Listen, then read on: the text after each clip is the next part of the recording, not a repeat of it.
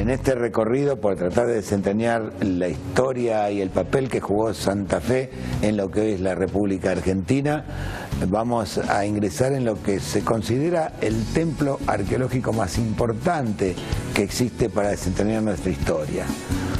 De la mano del profesor Darío Barriera, que es profesor universitario y que es además investigador del CONICET, vamos a tratar de entender qué es el Parque Arqueológico de Cayastá, ingresando en primer lugar a las ruinas de la iglesia de San Francisco de este maravilloso parque arqueológico.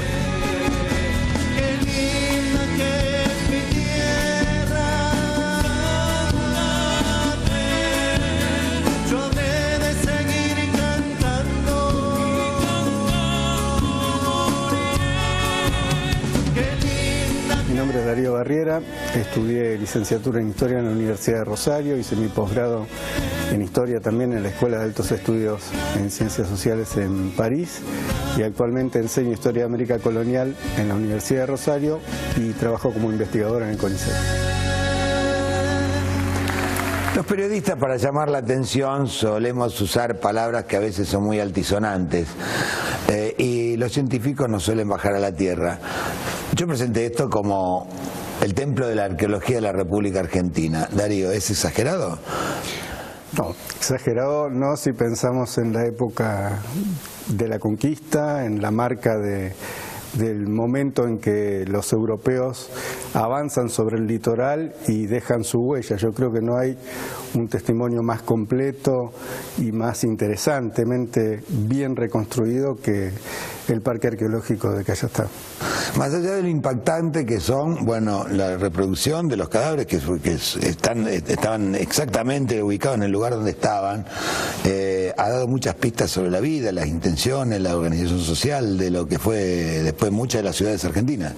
Claro, las ciudades que en ese momento formaban parte de la expansión de la monarquía hispánica en el territorio rioplatense tienen muchas cosas en común y hay algunas que pudieron ser reconstruidas con mejor fortuna que otras y otras que se perdieron y no tenemos huellas. Sin embargo, de las ciudades que fueron abandonadas, que es uno de los casos es esta, yo creo que es la mejor reconstrucción que se ha logrado. Acá hubo una auténtica vida social, o sea, una ciudad estructurada, con autoridades, con tareas distribuidas. Eso es Cayastá. Una ciudad completa. Completa, que fue desenterrada por la tenacidad de una persona, bueno, en general en la historia, en la escuela nos enseñan a aquel descubridor de Troya que se encaprichó y consiguió, bueno, don Zapata Goyán hizo lo mismo acá. Absolutamente, además con todo en contra, porque mantenía una relación difícil con otro ingeniero arqueólogo que era Nicanor Alurralde, y que insistía con que las ruinas de Santa Fe la Vieja no estaban acá. Alurralde había conseguido el apoyo del gobierno en la década del 50 para hacer excavaciones en otro lugar. Y bueno, Agustín Zapata Goyán le gana la pulseada desenterrando lo que acá se ve que es realmente muy llamativo. Bueno, ¿quiénes vinieron acá y desde dónde? Bueno, el caso de Santa Fe es de los más interesantes porque muestra o permite mostrar el choque de dos proyectos para recuperar la salida al Río de la Plata. Recordemos que los europeos habían comenzado la conquista del litoral, fracasando en la instalación de la primera Buenos Aires, 1536-37, remontan hasta el Paraguay, fundan la ciudad de Asunción en 1537, crean el Cabildo en el 41 y a partir de entonces los conquistadores que se instalan en Asunción del Paraguay permanentemente tienen como proyecto recuperar la salida por el Río de la Plata. ¿Por qué? Porque habían quedado muy lejos, 1.500 kilómetros al norte, claro, muy al norte de la salida al Océano Atlántico. Vale decir que el proyecto de los asunceños de recuperar la localización de Buenos Aires y poner un puerto nuevamente allí para comunicarse con España es prácticamente connatural al momento en que se funda la ciudad de Asunción. Pero lo que no hay que olvidar es que los europeos habían llegado también, digo los europeos porque con los españoles venían flamencos, franceses, portugueses, digamos, la monarquía hispánica era un conglomerado mundial, pero lo que decía es una competencia de dos proyectos, porque además de que los asunceños están buscando salir al Río de la Plata, los que habían encarado la conquista del Perú y ya tenían bajo control el Alto Perú, es decir, los que están organizados alrededor de lo que se llamaba la Audiencia de Charcas, donde también efectivamente estaba la plata. Claro, donde estaban las minas de plata y donde se fabricaba el metal amonedado, es decir, donde se producía la riqueza más importante para los europeos, ¿no? Sí. Bueno, por poco, el palo de la justicia, que se puede ver desde acá, no lo puso Garay, pero lo podía haber puesto otra persona, ¿no? Pudo haber sido Cabrera. Salvo que pactaron. Salvo que pactaron. En realidad, la expansión hacia el sur que realizan los conquistadores de Asunción, que es, digamos, la corriente que encarna Juan de Garay, es una expansión pautada y pactada por un adelantado. Y en el caso de Cabrera, que encarna la expansión de los hombres que el Perú expulsa, porque digamos en la conquista peruana y en el avance sobre el Alto Perú sucede un fenómeno que caracteriza a todo el periodo de conquista, que es que hay más gente a la que hay que premiar que premios que otorgar. ¿En qué consiste esto? En que los conquistadores no vienen por amor a la patria, venían... Básicamente eran empresarios, por decirlo de alguna manera. Sí, incluso empresarios muy pequeños, que venían a moverse porque moverse implicaba ascender social y económicamente, y esperaban a cambio de ese esfuerzo un premio. Este premio puede ser indios en encomienda, tierras, básicamente tierras. Y esto es algo que en algún momento se agota, también ascensos en cargos militares, puestos en cabildos. Por lo tanto, la expansión hacia el sureste de los peruanos tiene que ver con eso, con descargar. Por un lado vinieron peruanos y por el otro lado vinieron paraguayos, desde la Asunción del Paraguay. Digámosle así, paraguayos.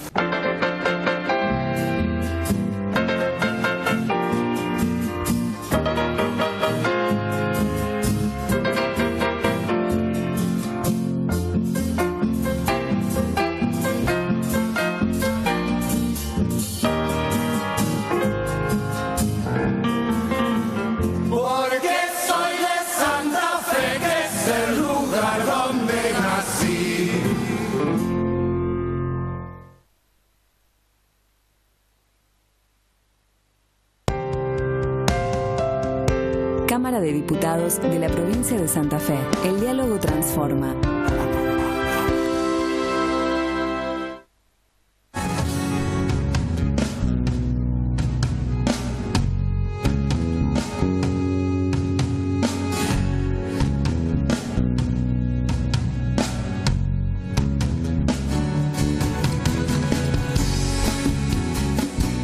¿Por qué la importancia de Santa Fe? ¿Por qué radicarse acá? ¿Qué significaba para el imperio esto?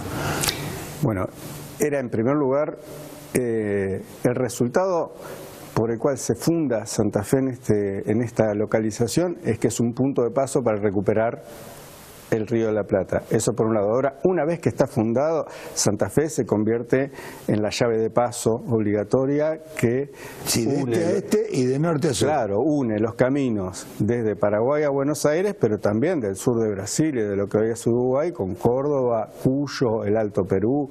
Si no nos olvidemos que el paso de Asunción al Alto Perú no se puede hacer exitosamente por el río Pilcomayo o por el Bermejo por razones sociales, es decir, porque no hay un obstáculo geográfico. La cuestión es que allí no consiguen establecer ciudades duraderas, salvo Concepción del Bermejo en 1588, que dura 30 a 40 años, pero el punto de paso que garantiza socialidad, reposición de energía, reposición de recursos para seguir viajando, completar la carga de la yerba es Santa Fe. ¿Qué más se hizo acá? Bueno, Santa Fe desarrolla como ciudad antes que Buenos Aires, primera cosa. Sí, claramente. Claramente desarrolla antes y se constituye en el puerto de paso entre Asunción y el Río de la Plata, y entre Asunción y la ciudad que se funda en el mismo año, que es Córdoba, que se funda también en 1573. El crecimiento de Santa Fe está vinculado con su rol de intermediación entre estas rutas y a la vez con las producciones que empiezan a florecer aquí, que tienen que ver, bueno, primero con el ganado, después la producción de mulas. Las riquezas que había acá, que no eran plata, pero eran de otra índole, digamos. Exactamente. No había una necesidad de traer muchas cosas de otro lado. ¿Qué es lo que llegaba fundamentalmente desde el norte? Era obviamente la yerba. Y es una economía que comienza siendo una economía natural, es decir, una economía casi sin moneda, donde la moneda de la tierra es los primeros años el sayal o un pedacito de hierro o una media arroba de yerba, y en los años siguientes se convierte en una economía que adopta por moneda de la tierra la vaca. Eso te dice mucho de hacia dónde fue orientando su perfil Santa Fe, es decir, lo que más valía, más que los campos, era el derecho a recoger ganado cimarrón. ¿Cómo era la relación entre Santa Fe y Córdoba, fundadas casi contemporáneamente?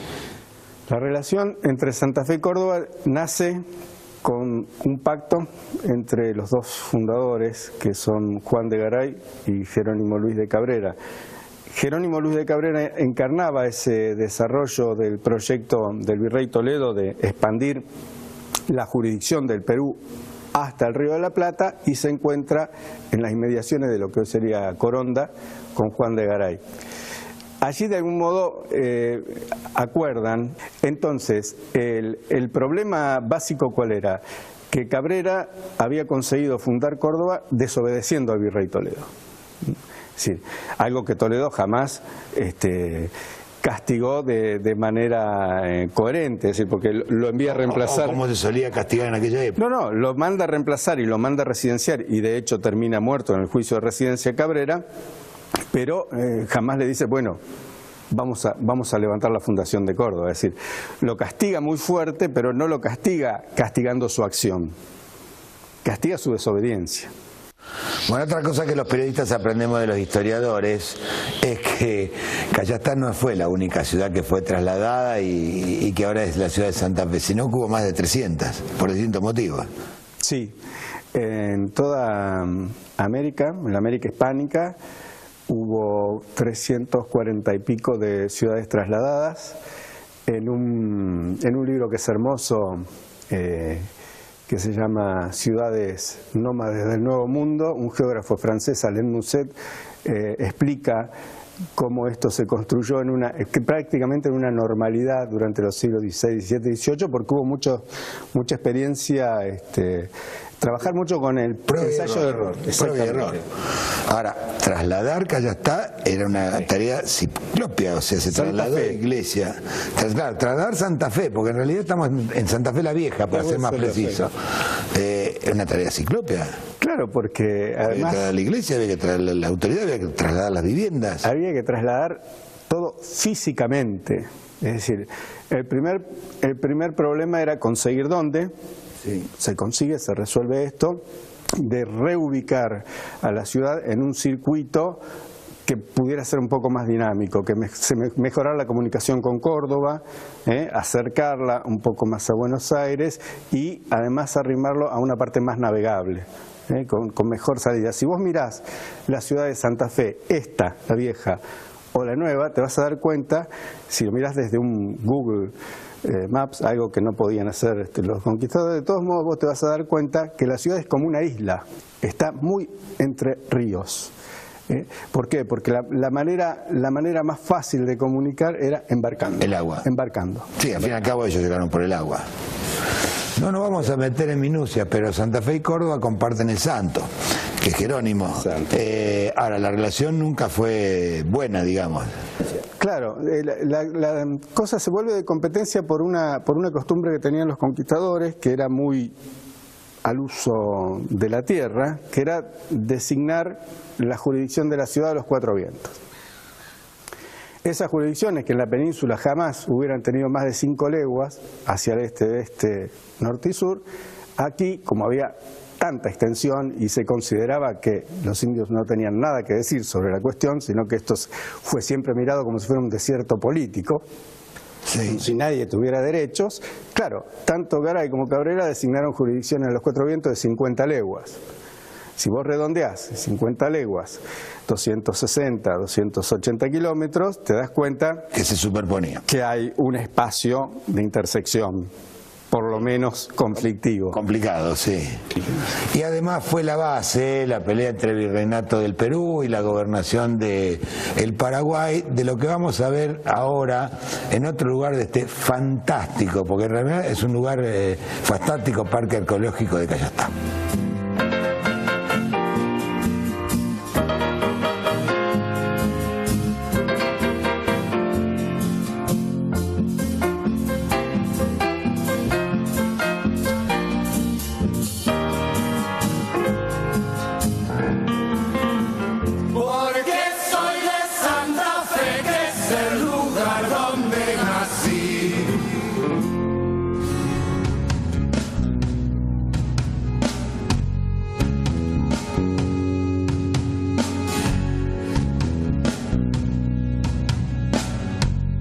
Estamos en una vivienda reconstruida de este lugar tan fantástico que es el Parque Arqueológico Santa Fe la Vieja. Y habíamos quedado con Darío en hablar de las referencias o de los problemas que había entre Córdoba y Santa Fe. Muchas personas se inclinan por buscar antecedentes de lo que fue la revolución independentista que empezó en mayo y culminó en 1916 y se nombra a la rebelión de los 7 jefes ocurrida aquí en este territorio como uno de esos antecedentes. Es muy difícil de comprobar eso, ¿no? Creo que en realidad es sencillo comprobar lo contrario, es decir, que no es un antecedente de la Revolución de Mayo ni de la independencia argentina.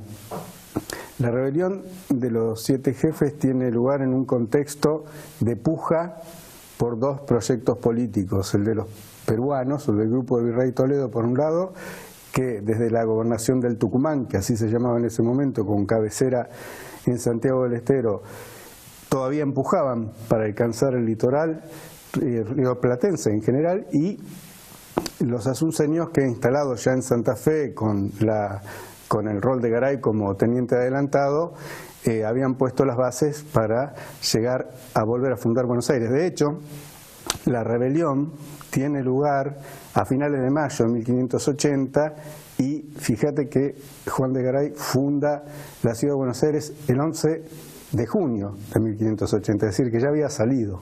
Y tiene todos los condimentos, lo que le va a contar Darío, de una conspiración política no muy distinta a las de ahora, pero no del antecedente de la rebelión. ¿Por qué? Aprovechan que el jefe está en ausencia, hay intervención extranjera, entre comillas, no extrapolemos términos de ahora a esa época, pero en una intervención de gente que no era acá y que se quería apoderar de un lugar de paso. Sí, hay una coincidencia de intereses entre muchos de los hombres jóvenes, mestizos, solteros, que habían acompañado a Garay desde Asunción en 1572-73 y que en 1580 sienten que no se los ha premiado lo suficiente, y los del gobernador Abreu del Tucumán, que entiende que puede contar con el apoyo de estos jóvenes descontentos para colocar a la ciudad de Santa Fe bajo la gobernación del Tucumán. Claramente es una conspiración. Realmente es una conspiración que arranca con 34 hombres tratando de derrocar el gobierno y que al otro día de esos 34 se dan vuelta 23, quedan 11, 4 se escapan. Bueno, no es tan distinto a las conspiraciones y a muchas, no hablemos de rebeliones, pero situaciones de tensión política que se dan hoy. Lo que sí tiene en común es que hay proyectos en pugna, gente que un día apoya una cosa y al otro día se da vuelta. Esto es un poco universal, es ahistórico, no vamos a descubrir nada nuevo. Y una clase naciente con cierto poder que quiere ascender. Sí, claramente. Y tener todo el poder, digamos. Claramente, lo que quieren es, por lo menos, tener una mejor consideración social y política de la que habían conseguido. La represión de esta rebelión nace del interior de los rebeldes.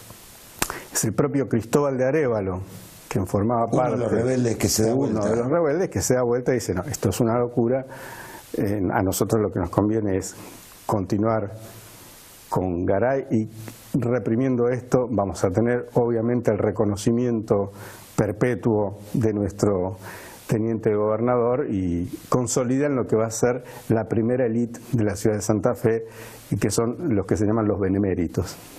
Si hubiera habido diarios en aquella época, alguno hubiera especulado con que en realidad estaba todo preparado y que el que se dio vuelta no se había dado vuelta y que fue una provocación o una infiltración o ese tipo de cosas. Es posible, pero el que sabe de diarios sos vos. Yo no. Bueno, de todos modos, el ejemplo viene bien. Primero para desmistificar, de no tratar de buscar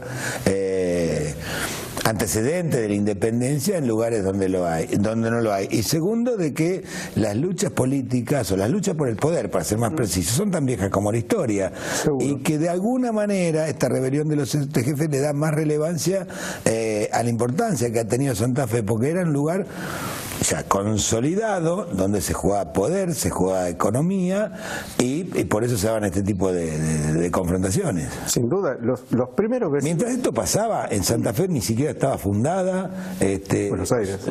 Buenos Aires ni siquiera estaba fundada, y la vida política se desarrollaba acá. Sí, a eso iba. Justamente la fundación de Buenos Aires es para descomprimir un poco la situación en Santa Fe, pero además para alcanzar este objetivo que se habían planteado en Asunción 40 años antes. Les toma 40 años volver a fundar Buenos Aires. En realidad, sin ser ofensivo, y como estamos en el Bicentenario, podemos tener alguna exageración. Buenos Aires es hija de Santa Fe. Y de Asunción. Digamos, no hay mucho, no hay mucho que discutir, digamos. No, nada. De hecho, Asunción se llama Madre de Ciudades, Santa Fe sería la hija mayor, y Buenos Aires y Concepción del Bermejo la hija menor, las hijas menores. Sí, es Garay quien ya había fundado Santa Fe, quien va a la fundación de Buenos Aires, y el reparto de tierras original, es decir, los primeros vecinos que van a la fundación de Buenos Aires son en su mayoría gente de Asunción y de Santa Fe. En esta construcción hoy se muestra uno de los símbolos, no sé si heráldicos, si se puede decir así, de poder más importante que había en esa época en el virreinato. ¿De qué se trata? Esto que tenemos detrás es un real estandarte y era portado por el alférez real. Lo interesante es que no existe desde el momento de fundación de la ciudad. Justamente la creación del cargo de alférez real para que porte el real estandarte se da a la salida de la rebelión de los 7 jefes. ¿Sabes que de la rebelión de los 7 jefes en las actas de Cabildo no se habla? Las actas de Cabildo santafesino ocluyen o forcluyen el hecho, pero lo que es curioso es que, aun cuando no se habla de esta rebelión, se toman una serie de medidas para que no vuelva a ocurrir aquello. Para que quede claro quién manda. Para que quede claro quién manda, y que quien manda es uno que manda en nombre del rey. Pero, digamos, la rebelión de los 7 jefes dio lugar a esto. Dio lugar a esto. En el Cabildo santafesino, en 1581, se toma la decisión de crear el cargo de alférez real para que no vuelvan a ocurrir sublevaciones y nadie se levante en contra del rey. Esto es una de las argucias que desarrolla Garay, porque no es la única, y como sabemos también, todo lo que la muerte le debe al símbolo. Es decir, todo esto se hizo por intereses, pero habría que conseguir que la comunidad marche detrás de un símbolo que vuelva a unificar. El Real Estandarte juega ese papel y evidentemente consigue una unidad de criollos y de europeos detrás de un orden que se asume y se sabe de algún modo hispanista, realista y muy alineado con pertenecer a la gobernación del Paraguay. Santa Fe hasta 1617 pertenece a la gobernación del Paraguay. Después de ese año, es decir, después de la Real Cédula del 16 de diciembre de ese año, comienzan a funcionar 2 gobernaciones, la del Paraguay por un lado y la de Buenos Aires, Río de la Plata por el otro, y Santa Fe desde entonces queda bajo el gobierno de la gobernación de Buenos Aires con cabecera en esa ciudad. Pero antes, y para finalizar, allí está la tumba de Hernandarias. Sí. Hernandarias fue gobernador desde acá, de todo este territorio. Hernandarias se puede decir que fue gobernador del Paraguay y de Buenos Aires desde Santa Fe, aunque técnicamente su cabecera estaba primero en Asunción, después en Buenos Aires, su casa solariega, su lugar en el mundo era Santa Fe. Y el lugar donde descansa su resto. Y el lugar donde descansa, que es el convento de la iglesia de San Francisco, donde estuvimos antes, allí reposan sus restos junto a los de su mujer Jerónima de Contreras, que era la hija de Garay, lógicamente porque aunque tuvo casas en Buenos Aires y en Asunción, siempre volvía aquí.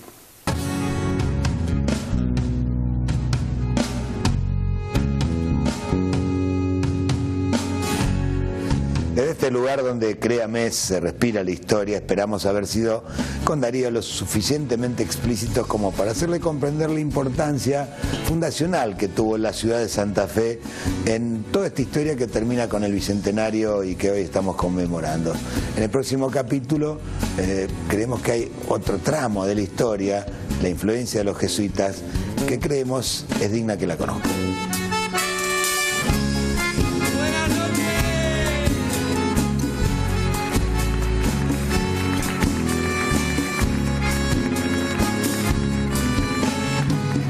En coplas voy floreciendo y en coplas les cantaré.